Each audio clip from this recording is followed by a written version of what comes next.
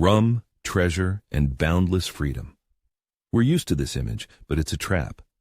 The freest people on the planet voluntarily created a society with the most brutal and inescapable laws, laws so harsh that the Royal Navy would seem like a health resort. In a moment, we'll tell the story of a carpenter sentenced for a single gulp of rum to a punishment worse than death by his own shipmates, and you will understand why they had no other choice. Let's take the code of the most successful pirate of the Golden Age, Bartholomew Roberts. His articles consisted of 11 strict rules. One of them stated, extinguish all candles at 8 in the evening. Any drinking after this hour was punishable. So much for romance. We think of piracy as chaos, but it was a system, an incredibly elaborate and brutal one, built on 3 pillars: absolute law, iron routine, and ruthless democracy. A pirate ship was not an anarchist commune, but a Swiss watch floating in hell. Every gear, every sailor had to function perfectly according to the articles, or the entire fragile mechanism would instantly shatter. Men who fled from tyranny built a democracy where your vote could not only elect a captain, but also send your bunkmate to a certain death. And every pirate voluntarily signed this bloody social contract. It was like being a shareholder in a startup where you vote not only on the CEO, but also on firing a colleague by throwing him overboard. It was the most brutal social contract in history. The answer will change your perception of freedom forever. Let's start with its foundation, their constitution, written in blood. This code wasn't a set of recommendations, it was a contract. Each ship had its own, adopted by a common vote. By signing it, often literally with a cross marked in blood, you surrendered a part of your will for the sake of the common goal. Breaching the contract meant only one thing: you were no longer part of the crew. And outside the crew, in the middle of the ocean, you were a dead man. Hidden within this contract was a stunning fact: the world's first insurance system.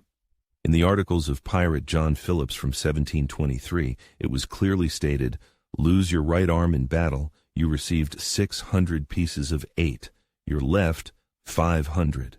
This was unheard of in any Royal Navy. The first and most important rule on many ships was that all disputes were to be settled on shore, no fighting on board.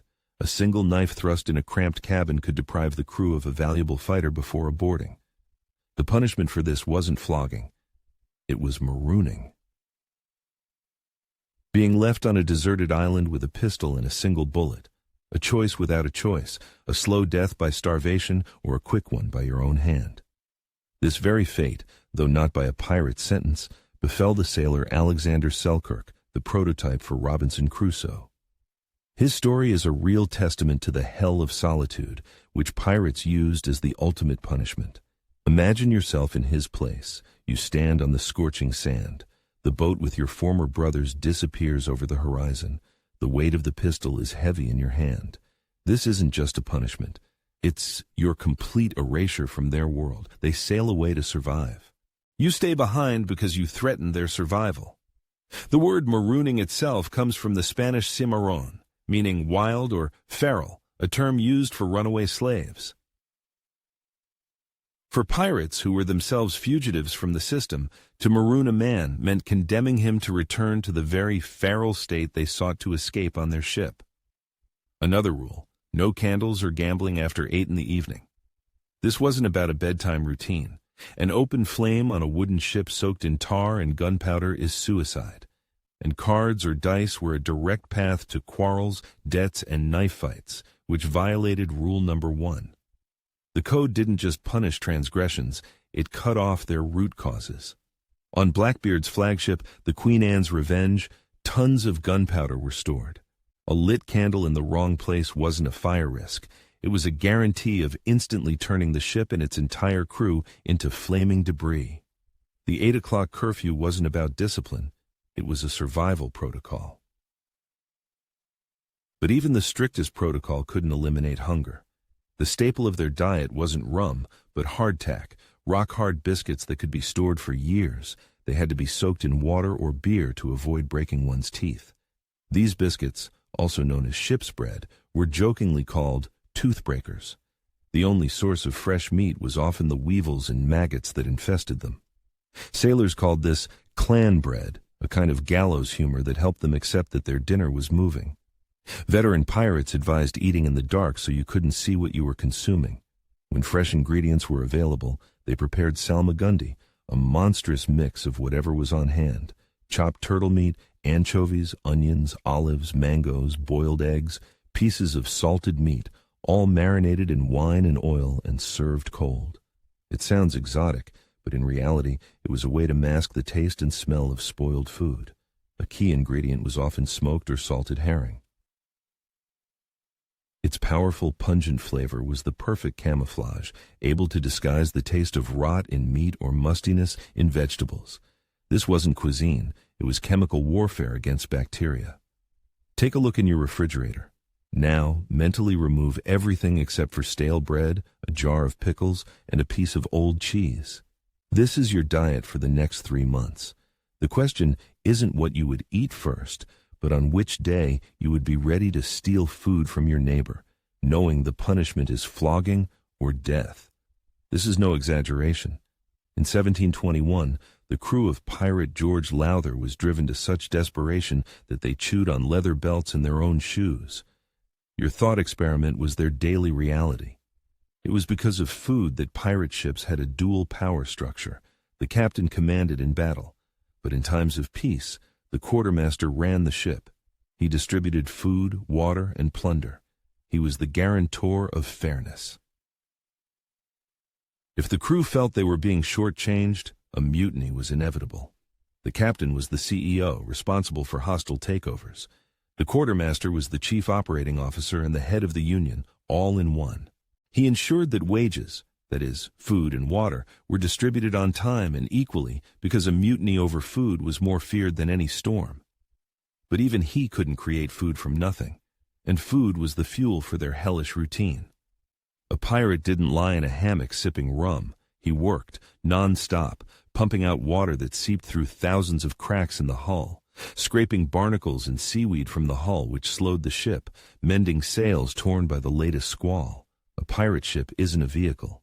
It's a patient in intensive care, connected to life support. The crew are the nurses who, 24/7, must pump out water, patch leaks, and clean the hull of its sores. If they stop, the patient dies. The crew is divided into 2 watches, working 4-hour shifts. This means you never got 8 consecutive hours of sleep. You slept in short bursts in cramped, damp quarters alongside 100 other exhausted men. No silence, no personal space. On Blackbeard's flagship, the Queen Anne's Revenge, the crew numbered up to 400 men. They lived in a space smaller than a modern tennis court. It was life in a constantly moving, creaking, and wet can of sardines. Danger was everywhere. If swabbing the deck is a 1 out of 10 on a danger scale, then pumping the bilge in a storm, risking being crushed by a loose barrel, is a 5. And working the masts during a hurricane, that's a 10. One wrong step, and you're flying into the icy water with no chance of rescue. Boarding an enemy ship on this scale is maybe an 8. A pirate's greatest enemy wasn't a soldier, but the ocean.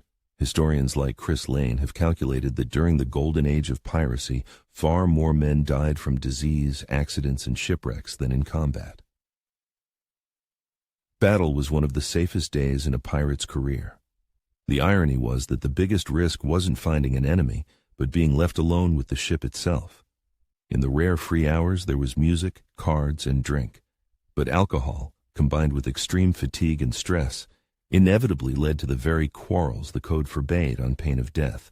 The circle was complete. Sometimes, to blow off steam, pirates would stage mock trials. They would judge each other for imaginary crimes, handing down absurd sentences. It was both entertainment and a grim rehearsal for the real tribunal that could await any of them the next day. This tribunal was based on a principle unthinkable to the world beyond the ship: direct democracy. In an age of absolute monarchies, a pirate ship was an island where the captain was elected by a popular vote, and he could be just as easily removed for cowardice or tyranny. Every crew member, from the cabin boy to the bosun, had an equal vote in key decisions: where to sail, whether to attack a vessel, how to divide the plunder. Historian Marcus Rediker writes that on many pirate ships, black crew members had equal voting rights and an equal share of the plunder. In a world where slavery thrived on land, this floating nation of outcasts practiced a level of racial equality unimaginable elsewhere. And it was this democracy that had to decide the fate of the carpenter who stole the rum. His fate wasn't decided by the captain. The entire crew gathered on deck. The quartermaster read the article of the code the carpenter had violated. Then he posed the question, "Guilty?" And every single pirate had to speak. To raise a hand, a cutlass, or simply shout aye or nay. This was no secret ballot. Everything happened openly, in front of everyone. You had to look your shipmate in the eye, perhaps the man who saved your life yesterday, and pass sentence. It was democracy without anonymity, where you were accountable for every vote. Put yourself in the place of that carpenter's best friend. You fought shoulder to shoulder with him. You shared your last piece of hardtack. And now you stand on the deck. He looks at you, pleading. If you vote for punishment, you betray him. If you vote against it, you set a precedent. Tomorrow, someone else will steal. The order will collapse. In effect, every pirate at that moment faced a prisoner's dilemma. Betray your comrade, that is, cooperate with the system, and the system survives. Support your comrade, and the entire system could collapse, dooming you both. Their code was structured so that betraying a friend for the common good was the only rational choice, and the crew votes aye unanimously. The carpenter faces a flogging according to the law of Moses, 39 lashes with the cat o' nine tails. Each of its 9 cords was weighted with lead or tied in knots, designed not just to strike, but to tear the skin. In the unsanitary conditions of a ship, such a sentence was often a delayed death sentence via blood poisoning. They weren't punishing a man, they were punishing the very idea of disorder. But this order served one purpose, the plunder. Forget chests of gold and maps marked with an X. That's a 19th century fiction. 99% of pirate plunder wasn't coins. It was goods, textiles, sugar, spices, navigational instruments, weapons, and most importantly, medicine and food. Pirates were less robbers and more armed black market traders. One of the most valuable prizes for the pirate calico Jack Rackham was a ship loaded with cocoa beans. In 18th century Europe, cocoa was worth its weight in silver. They hunted not for glitter, but for market value. They were brutal but pragmatic businessmen. Pirates received no salary. They worked for a share. The system was remarkably fair. The captain and quartermaster received 2 shares each. Officers got 1.5. Everyone else got 1. No special privileges. This system was called no prey, no pay. It was the ultimate high-risk employment contract, the equivalent of stock options in a modern startup. But instead of stocks, you got a share of the loot. And instead of bankruptcy, you faced the gallows. Let's say a voyage was successful. Each man received his share, equivalent to several years' salary for an honest sailor. This money was almost instantly spent in port towns like Port Royal on drink and women. Pirates lived for the day. They never knew if they would have a tomorrow. The average career of a pirate during the Golden Age lasted only 2 to 3 years.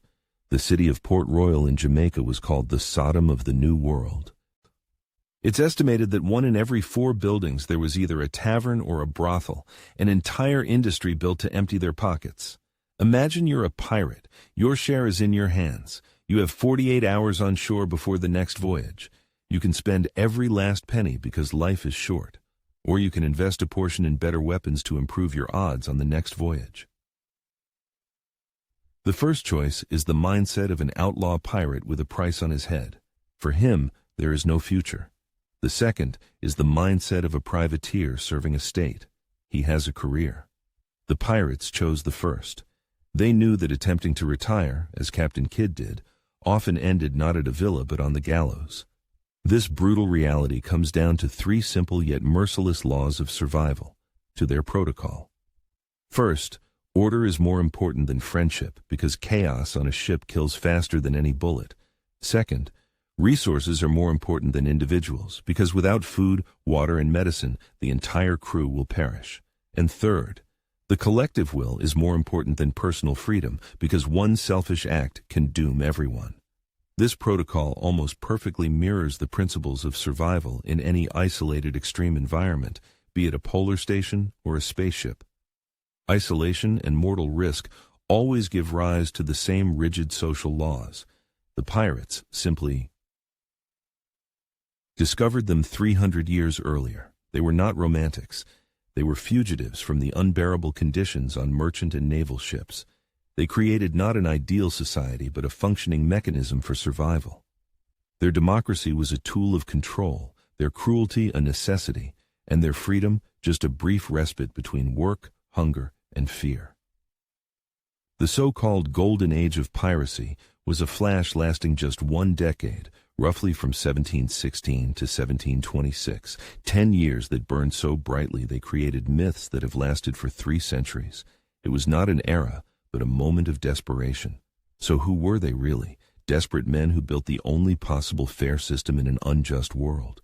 Or just brutal bandits who masked their greed with fine words about freedom? We want to know your opinion. Write just one word in the comments: system or bandits.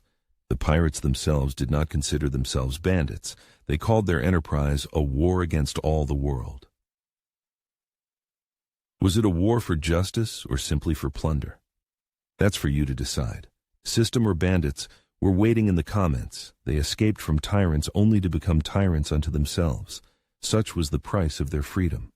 When Black Bart was killed in battle, his crew, loyal to their code, immediately threw their captain's body overboard so his enemies could not capture it and display it for public ridicule. Even in death, the code was paramount.